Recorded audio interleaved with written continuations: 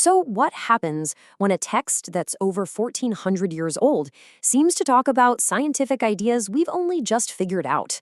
Well, that's exactly what we're digging into. We're going to explore the claims connecting the Quran to modern science and look at the very specific parallels the source material points out. You can think of this verse as our roadmap for this whole exploration.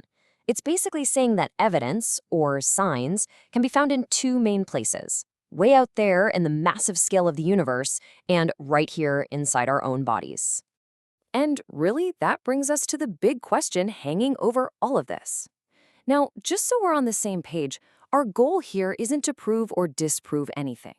We're simply here to walk through the claims and see the connections that have been made between this ancient scripture and today's science. So where do we start? Let's go big. I mean, really big. We're kicking things off by looking at the universe itself, its origins, its mechanics, and what the source has to say about it all. Okay, so check this out. This is the first major correlation our source points to. The verse talks about a time when everything, the heavens and the earth, was one single fused thing, a joined entity, that was then split apart. The idea here is that this could be a description from 1,400 years ago of the very first moment of creation. Now, let's look at what modern science says. We have the Big Bang Theory, right?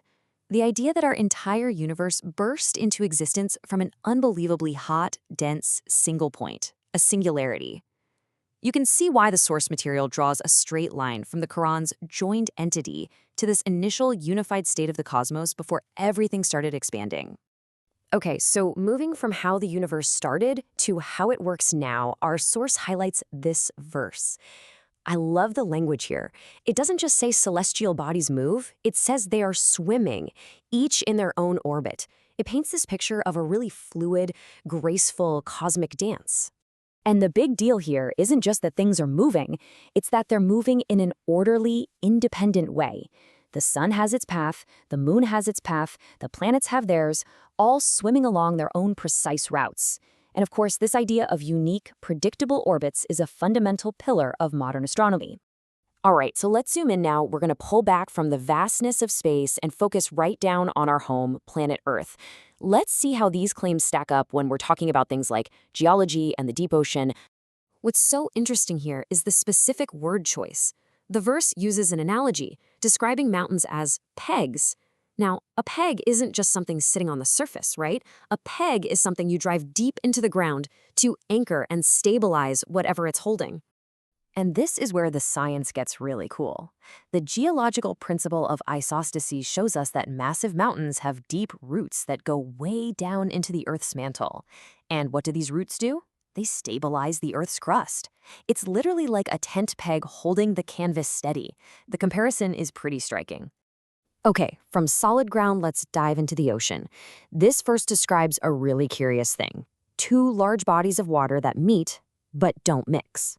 It says there's a barrier between them that they just don't cross. And you can actually see this in the real world. The classic example is at the Strait of Gibraltar. The Atlantic Ocean, which is less salty and less dense, meets the Mediterranean Sea, which is saltier and denser. Because of these differences, they don't easily mix, creating a visible boundary right in the water. It acts just like the barrier the verse describes.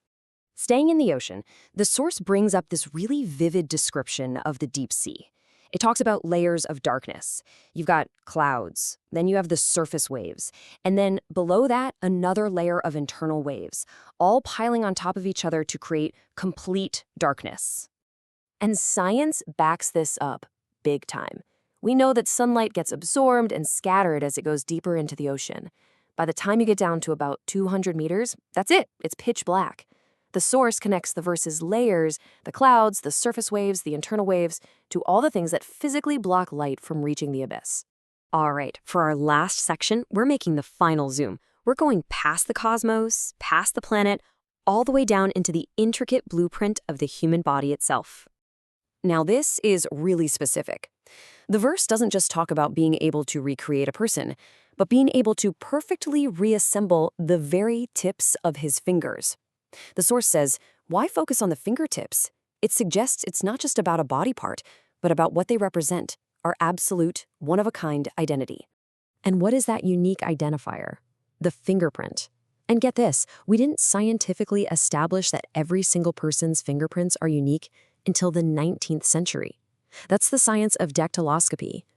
The claim here is that this idea was being hinted at 14 centuries ago. Okay, now we're talking about where we all come from, the beginning of human life. The verse lays out a very clear progression.